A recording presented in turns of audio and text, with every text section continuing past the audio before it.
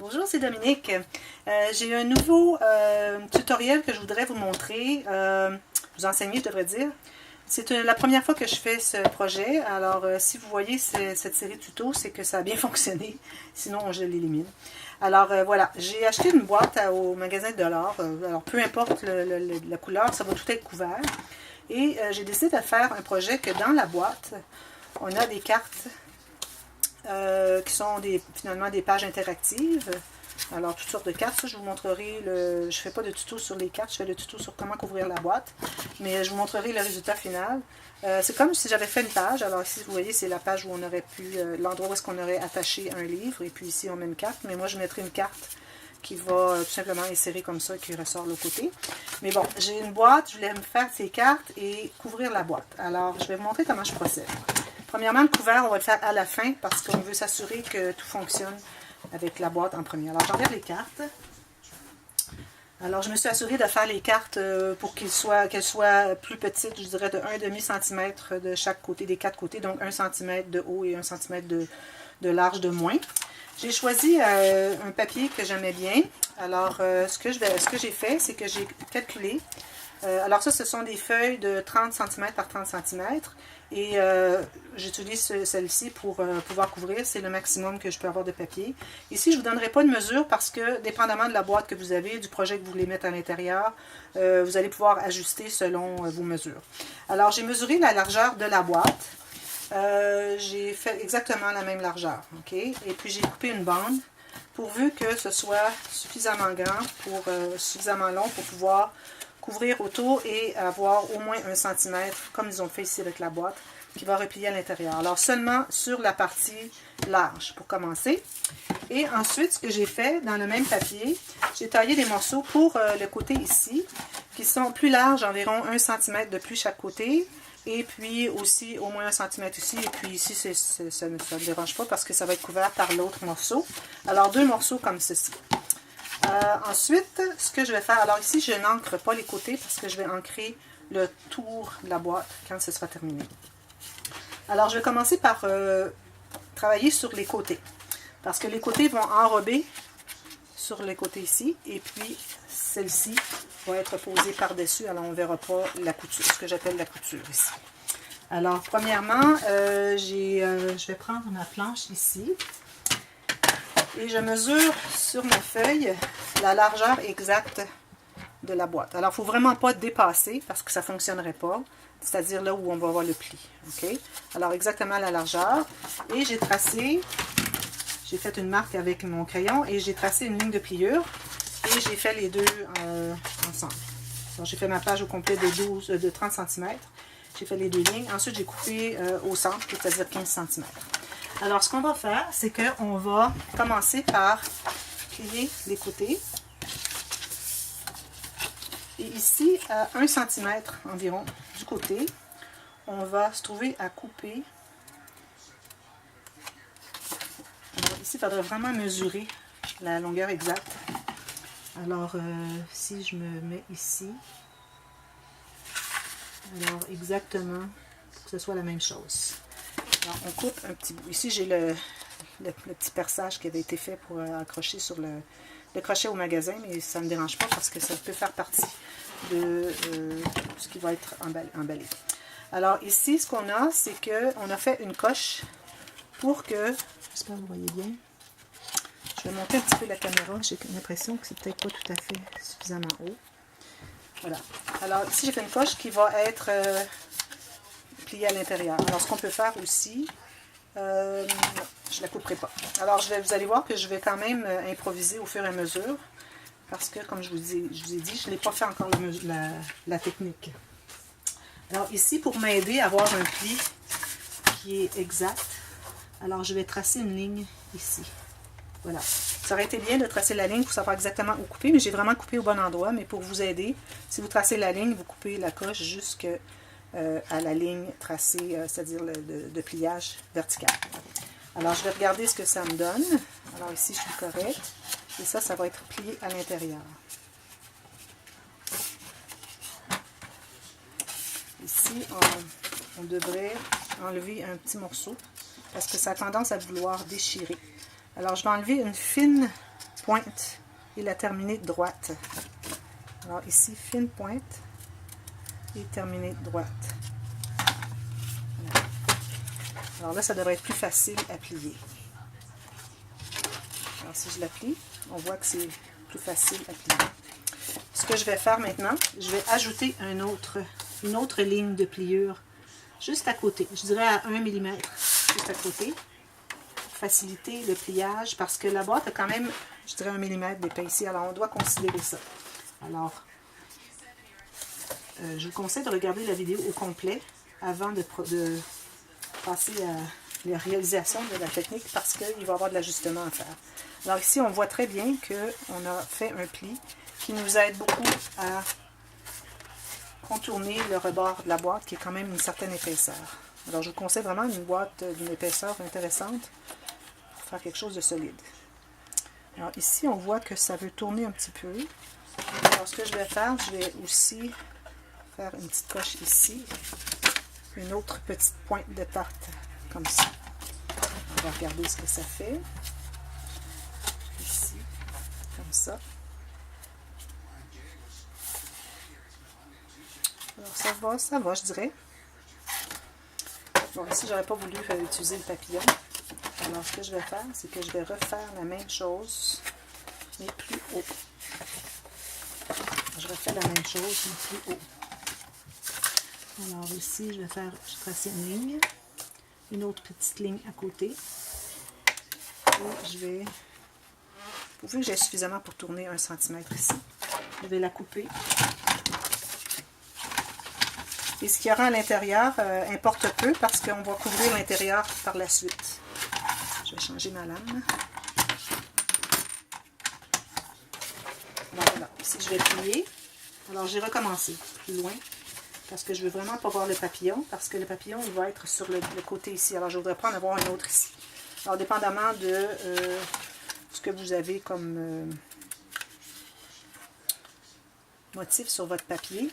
Alors ici, je coupe sur les 2 lignes que j'ai faites. On va voir ce que ça fait. Alors, je crois que c'est encore mieux comme ça. Et ici, je vais tailler une pointe, petite, pas trop. Juste une petite pointe de tarte qu'on enlève pour faciliter l'enrobage de la boîte. Alors ici, on voit qu'on a vraiment la bonne forme. Alors ici, je mettrai comme, dépendamment de la largeur, de l'épaisseur de votre boîte, allez au minimum ce que vous avez là. Ensuite, ici, je vais en enlever un petit peu, mais pas trop. Je vais garder juste 1 mm la petite pointe et je l'enlèverai si c'est pas nécessaire de la garder plus tard. Alors comme ça, on englobe le coin en gardant cette petite coche ici. Ensuite, je vais tracer exactement où je dois plier le fond de la boîte. Ici, et je vais faire une ligne de pliure aussi.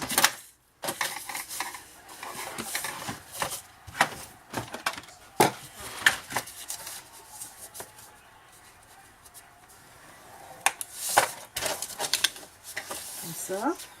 Et ici aussi, on va couper une ligne seulement sur la ligne de pliure. Alors, je vais être prête à commencer à coller.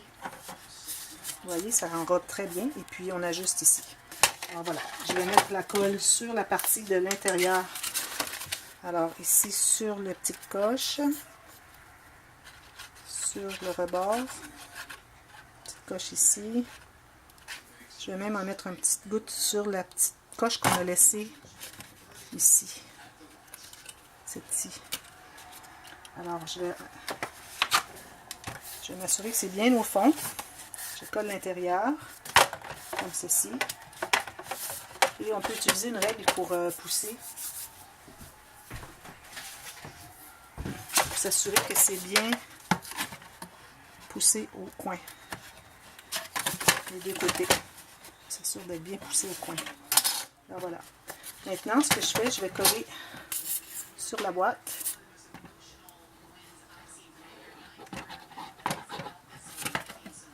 Côté ici et côté ici. Alors la colle sur toute la surface plus les côtés. Alors je commence par la face plate Et ensuite, je colle sur les côtés. Ici, je vais faire une petite coche, une petite pointe de tarte ici aussi. Même chose ici, que ce soit plus facile à couper. Et on colle.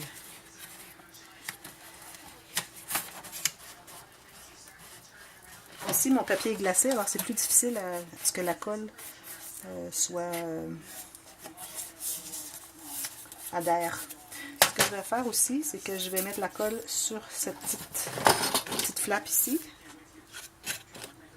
Parce que j'aimerais bien qu'elle soit à l'intérieur, comme ça.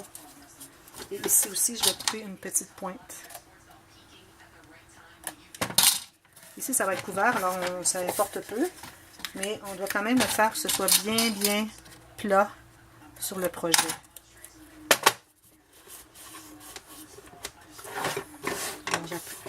J'appuie bien ici et sur les côtés. Ici. Alors on a fait un côté, vous voyez, ça fonctionne très bien. Et la petite coche que j'avais laissée, ce qui dépasse, je vais tout simplement le couper. Alors vous voyez très bien ici. La petite coche qui dépasse pour couvrir le rebord ici. C'est important de le couvrir aussi. Voilà. S'assure que tout est bien collé avant que ça sèche. Parce qu'après ça, c'est difficile d'aller insérer la colle dessous. Ici, il faut que j'en mette d'autres. Ici.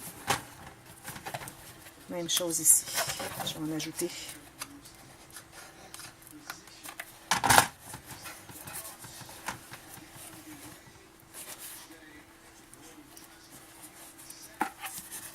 Voilà. Et je vais faire la même chose de l'autre côté. Alors, l'autre côté, mon morceau est ici. J'avais déjà fait les plis ici. Maintenant, je vais ajouter un pli. Alors, je vais faire mon pli ici, je dirais. C'est suffisant.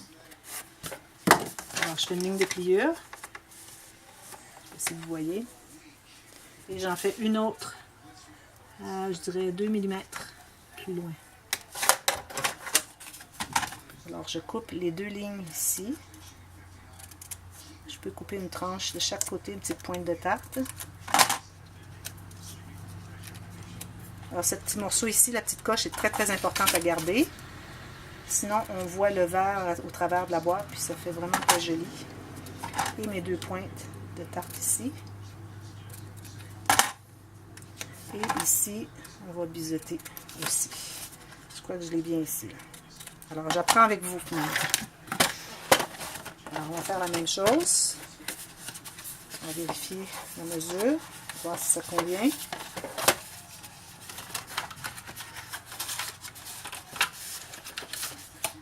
Oups, ici, quelque chose qui n'a pas fonctionné.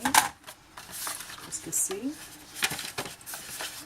La ligne était trop loin. Je ne comprends pas comment ça a pu arriver. Okay, ma ligne est un petit peu trop loin ici. Je vais en faire une autre. Un petit peu trop loin. C'est une petite ligne juste ici. Ce sera ma nouvelle ligne pour plier. Assurez-vous d'avoir suffisamment de papier que si jamais ça ne fonctionne pas, que vous allez pouvoir vous reprendre.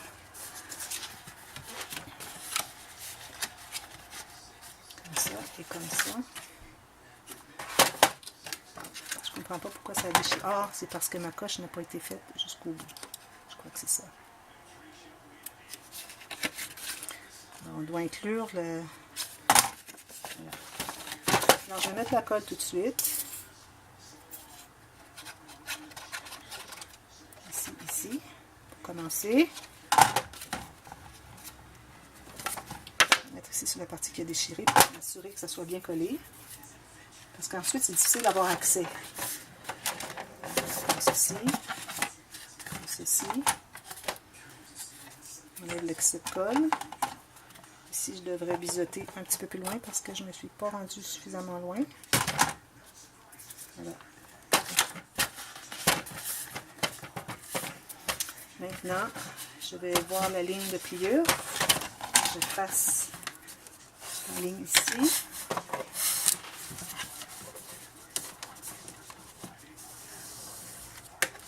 ceci. Et ici aussi, je vais couper le long de la petite ligne jusqu'au pli. Et je vais biseauter. Même chose ici, biseauter chaque côté. On va voir ce que ça fait. Maintenant, je vais m'assurer avec ma règle que c'est bien entré à l'intérieur ici. Voilà. Ensuite, je vais mettre la colle partout ici. Ici sur les côtés. J'en mets sur mon petit... beaucoup trop. Sur ma petite coche.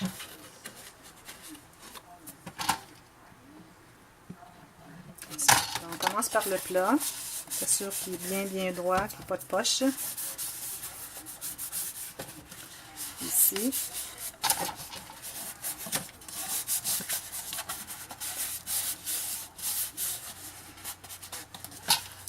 Ensuite, je vais mettre ceci. Alors, vous voyez pourquoi c'est important de biseauter, c'est qu'on va les croiser. Alors, je vais mettre la colle à l'intérieur ici aussi. Je vais coller lui en premier. Puis celui-ci. Et je coupe l'excédent de ma petite coche. Alors ça, j'ai pas vu de tutoriel. Je peux vous dire que je la prends avec vous. Alors, ici, colle à l'intérieur. On va retourner voir ici si c'est bien collé, parce qu'il faut retourner parce que le papier est glacé et puis ça risque de glisser, ne pas coller. Alors il faut vraiment être certain que ça colle bien. Et surtout qu'on est bien à plat. Qu'on n'a pas créé une poche et qu'on aurait collé selon la poche qu'il y a. Je vais rajouter de la colle ici, je trouve qu'il n'y en a pas beaucoup.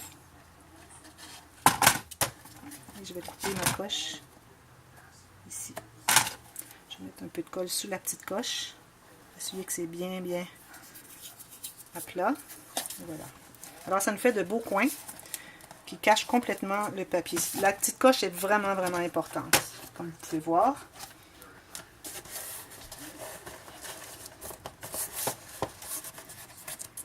Alors je dois m'assurer que tout est bien solide, bien collé à plat avant de continuer la prochaine étape. Alors la prochaine étape, ça se trouve être celui qui va faire le tour. Alors ici, moi je vais m'assurer d'avoir le papillon, alors je vais faire ma ligne juste en haut. Question que mon papillon soit entier, pour faire une décoration. Et je vais faire une autre ligne juste à côté, à 2 mm, ou selon l'épaisseur de votre boîte. Alors, ce sera ici. Et je vais biseauter le morceau jusqu'au premier pli. Alors c'est comme si on avait un gousset finalement. Je vais le plier tout de suite parce que si on le plie en avance, ça facilite la tâche pour le coller. Alors moi je vais coller à l'intérieur ici. Alors, vous voyez, ça va faire un beau fini. Et puis ça va être caché à la Alors dépendamment ici, vous avez plus long, plus court, c'est pas grave, on va cacher, je vais vous montrer comment. Alors je m'assure que si j'ai un bel angle de 90 degrés, je vais mettre ma colle. Tiens, on va la mettre ici d'abord. Alors je commence par le morceau où est-ce que j'ai mon motif, que je vais m'assurer de l'avoir au complet. Et si on a de l'excédent de l'autre côté, on le coupera. Alors je m'assure d'en avoir jusqu'au coin.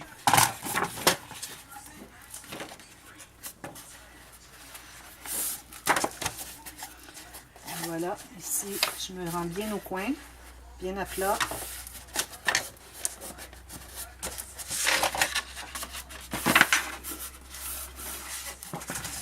Alors, vous voyez, les coins sont très bien.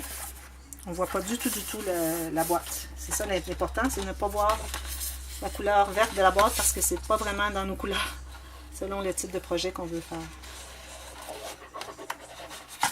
Là, je mets la colle et puis je vais coller ici. Ensuite, je vais tracer la ligne de pliure juste sur le rebord de la boîte. Donc, je m'assure de bien coller derrière. Ici, ça va plier comme ça. Vous voyez ici, c'est égal, exactement. On a comme un demi-millimètre chaque côté.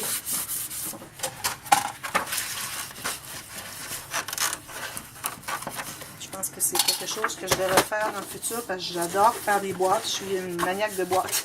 Alors, ça va être un projet qui va être vraiment dans mes goûts. Et puis, j'aime bien faire l'idée de faire une boîte avec des cartes à l'intérieur.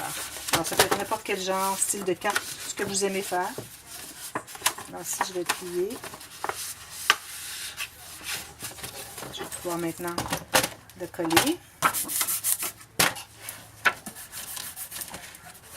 Je retourne ma colle des autres côtés parce que c'est important que ce soit tout bien fait.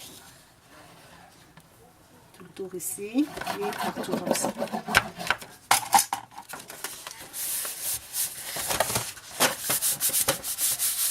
La plus jolie des boîtes. Mais vous n'avez pas fini de voir à l'intérieur, vous allez voir comment est-ce que ça va faire une boîte vraiment de grande qualité, de façon qu'on va finir l'intérieur. Alors ici, c'est encore bon. Alors je vais mettre... Alors ici, je dois commencer par faire ma ligne de pliure, encore une fois. Juste ici. Et encore ici, à cause du rebord de la boîte, on doit faire 2 lignes. Environ 1 mm ou l'épaisseur du rebord de votre boîte. Plus comme ça. C'est embêtant à voir où ça va être bien. Ensuite, on doit biseauter. Alors ici, on a 2 plis encore une fois. Un pour ici et un pour à l'intérieur. Et je dois biseauter jusqu'au premier pli. Question que notre gousset ne soit pas coupé. On va vérifier, mais ça va être correct.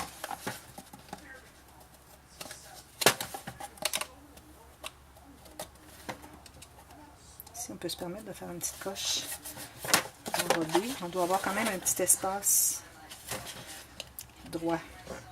Un petit espace droit ici. Voilà. Alors ça ici, c'est bien collé. Non, je n'ai pas mis de colle encore. Oui, j'en avais mis, ça n'avait pas collé. Je vais remettre la colle encore. Je vais vraiment ajouter de la colle dans ma bouteille. Alors on en met plus parce que je crois que j'en avais pas mis suffisamment. Alors ça doit être bien collé, bien à plat. Et on voit ici, j'ai fait un biseau et j'ai même laissé la petite coche comme ça pour que ça s'enrobe bien. Alors notre biseautage doit se rendre jusqu'à environ l'épaisseur de la boîte. C'est comme si on faisait une deuxième coche finalement. Alors jusqu'à l'épaisseur de la boîte. Ici j'ai un petit espace. Et je mets la colle ici. Dernière flappe. Et quand vous allez faire le couvercle, c'est exactement la même technique. C'est comme si c'était la boîte qui était cette épaisseur-ci. Et ce que je vais faire, c'est que je vais aplanir les rebords de la boîte qui donne le meilleur fini. Comme quand je fais le contour de ma reliure de mon livre d'album. C'est le même principe. Voilà. Alors la boîte est terminée. Maintenant, ce que je fais, j'ai mesuré les morceaux de carton. Alors ce sont les cartons que j'utilise pour faire mes albums.